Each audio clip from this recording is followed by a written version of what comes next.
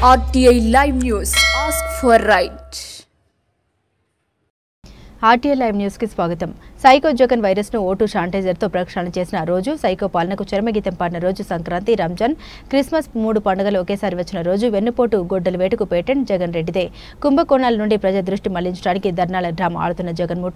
తొలి ఏడాది 10% హామీలు కూడా అమలు చేయని జగన్ ప్రభుత్వం. ఏ ప్రభుత్వం చేయని విధంగా తొలి ఏడాదిలోనే 70% హామీలు అమలు చేసిన కూటమి ప్రభుత్వం. అధికారంలోకి వచ్చి తొలి ఏడాదిలోనే 70% అమలు చేసిన ప్రభుత్వం మరొకటి లేదు. సంక్షేమ అభివృద్ధి సమపాలనలో చేస్తున్న నాయకుడు నారా చంద్రబాబు నాయుడు. అసలైన వెన్నుపోటుదారుడు జగన్ రెడ్డి. వెన్నుపోటు అంటూ ధర్నాలు చేయడం దొంగ అన్నట్లుగా ఉంది అని శ్రీ శిశు సంక్షేమ శాఖ, గిరిజన శాఖ మంత్రి గుమ్మిడి సంధ్యారెడ్డి ధ్వజమెత్తారు. అందరికీ నమస్కారం. రేపు జూన్ 4వ తేదీ అందరికీ తెలుసు, అది పెద్ద పండగ దినం.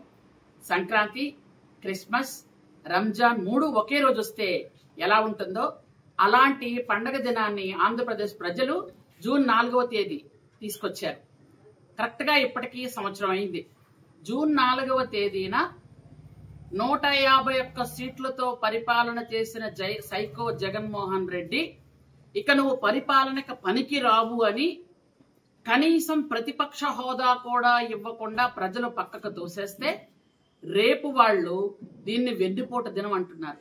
అంటే ఏంటి, ప్రజలు వెన్నుపోటుదారు అంటున్నారా మీరు? ప్రజలు ఒక తీర్పు ఇచ్చారు, నువ్వు పనికిరావు, నీ పరిపాలన చేత కాదు, నువ్వు పూర్తిగా అన్యాక్రాంతం చేస్తున్నావు, ప్రజలు నువ్వు సుఖంగా చూడలేవు, నువ్వు ఎప్పుడు కక్షాదింపు చర్యలు చేస్తావు, నువ్వు తల్లి చెల్లినే బయటకు తోసేసిన వాడివి, బాబాయిని గొడ్డలతో నరికిన వాళ్ళకి పూర్తిగా సహాయ సహకారాలు అందిస్తున్న వాడివి, నువ్వు రాజకీయాలకు పనికిరావు, అందుకే నీకు ప్రతిపక్ష హోదా కూడా ఇవ్వము అన్న చెప్పిన ప్రజలకి నువ్వు వెన్నుపోటుదారులు అంటావా? అసలు నీకన్నా పెద్ద వెన్నుపోటుదారుడు ఎక్కడైనా ఉన్నాడా? నువ్వు సొంత తల్లి, ఈరోజు తల్లి కళ్ళల్లో నీళ్లు చూసి కట్టెల పొయ్యి మీద వండుతుంటే లేదు ఇలాంటి బాధ ఎవరికీ రాకూడదని దీపం పథకం తీసుకొచ్చిన చంద్రబాబు నాయుడు గారు కేవలం పదవి కోసం తల్లిని బయటికి నెట్టేసిన నువ్వు చంద్రబాబు నాయుడు గారి గురించి మాట్లాడుతున్నావే. Both are not same. నువ్వు కేవలం ఆస్తి కోసం చెల్లిని బయటికి పంపించేసి చెల్లి మీద బూతులు రాయించుకున్నావు పేపర్లో. కానీ లోకేష్ బాబు మాలాంటి వాళ్ళు ఎంతో మందిని, ఒక కులం కాదు, ఒక దగ్గర పెరగలేదు, కానీ మమ్మల్ని సొంత అక్క చెల్లెళ్ళలా చూసి మా మీద ఏదైనా పేపర్లోనో లేదంటే వాట్సాప్లోనో సోషల్ మీడియాలో ఏదైనా వస్తే వెంటనే దానికి రియాక్ట్ అయ్యి వాళ్ళకి పనిష్మెంట్ ఇచ్చే విధంగా ఉన్నటువంటి మా అన్నదమ్ముడు లోకేష్. అలాంటిది మీ ఇద్దరికి ఏమైనా తేడా ఉందా? Both are not same. కానీ మీరేంటంటే మీరు పోలికలు పోల్చుకుంటున్నారే.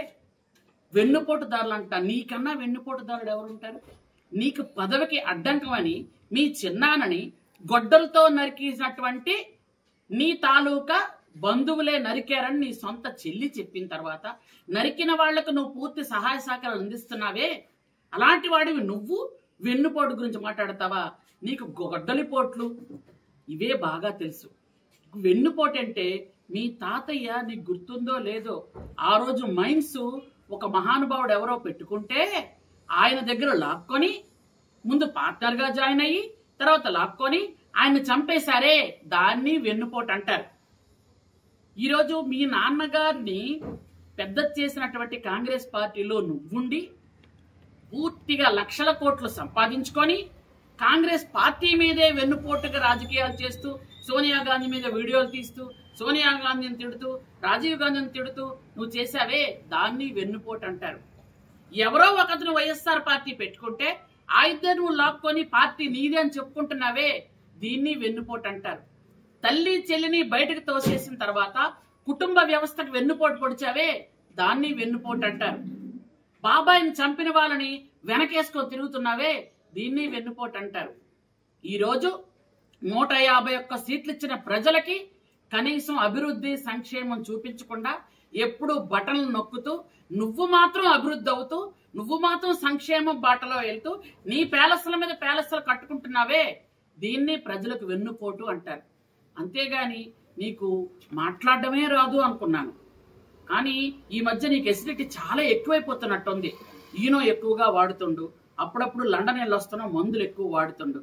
అంతేగాని మమ్మల్ని వెన్నుపోటని 4వ తేదీన వెన్నుపోట దినమా మీకు సిగ్గు అనిపించట్లే? 151 సీట్ల నుంచి 11 సీట్లు ఇచ్చి ప్రజలు మీరు దేనికి పనికిరారు, ప్రతిపక్ష హోదా కూడా ఇవ్వమని పక్కకి అని తోసేసిన తర్వాత కూడా మీరు మళ్ళీ ప్రజల్లోకి వచ్చి అది ఇదని మాట్లాడుతున్నారే అంటే మీకు ఆ ఇంత పరువు మర్యాద కూడా మిగిల్చుకోకుండా చేసుకుంటున్నారా? భగవంతుడు ఉన్నాడు మీకు. అసలు భగవంతుడి మీద భక్తి ఉంటే ఇంతమంది దేవుళ్ళకి తలలు నరికేయడం, దేవుళ్ళ విగ్రహాలు మాయం చేసేయడం, దేవుళ్ళకి అపచారం చేసినటువంటి మీరు ఈరోజు దేవుళ్ళ గురించి పరిరక్షణ గురించి మాట్లాడుతున్నారే. పేదవాడికి అన్నం పెట్టిన అన్నా క్యాంటీన్ భూయించిన మీరు పేదవాడి ఆకలి గురించి మాట్లాడుతున్నారే. ఈరోజు 1300 కోట్ల రూపాయలు ఆంధ్రప్రదేశ్లో ఎస్టీల కోసం కేటాయించిన మా చంద్రబాబు నాయుడు గారిని పట్టుకొని మీరు గిరిజనులకు ఏం చేయలేదని అడుగుతారా? ఈరోజు డోలీ మోతలు లేకుండా ఉండాలని 1300 కోట్ల రూపాయలు శాంక్షన్ చేసి ఈ సంవత్సర కాలంలో ఇచ్చినటువంటి మా చంద్రబాబు నాయుడు గారు, మా గిరిజనుల పక్షపాతి, మా మహిళల పక్షపాతి, మా చంద్రబాబు నాయుడు గారు మాట్లాడే అర్హత, హక్కు, నైతిక విలువలు మీకు లేవు. నువ్వు ఎప్పుడు సైకో జగన్మోహన్ రెడ్డివే. నీకెప్పుడు, ఎందుకంటే 1 ఇయర్ ప్రజలు ఎంతో చక్కగా సంక్షేమ అభివృద్ధిలో వెళ్తున్నారు. ఈ 1 ఇయర్లో ఎన్నైతే మనం మేనిఫెస్టోలో పెట్టామో 70% ఆల్రెడీ పూర్తయిపోయాయి. కానీ నువ్వు 5 సంవత్సరాల పరిపాలనలో కనీసం 20% కూడా పూర్తి చేయలేకపోయావు. ఈ 1 ఇయర్లోనే మేము 70% పూర్తి చేసాం. మిగిలిన నెక్స్ట్ ఇయర్లో మిగిలినవన్నీ పూర్తయిపోతాయి. ఆర్థికంగా నువ్వు చిదిపేసి ఆర్థికంగా పూర్తిగా రాష్ట్రాన్ని వెనకబాటు చేసావు కాబట్టి ఈరోజు మొత్తం అన్ని ఒకేసారి చేయలేని పరిస్థితి ఆంధ్రప్రదేశ్కి వచ్చింది. నువ్వు ఇంకా నీతులు మాట్లాడుతున్నావా?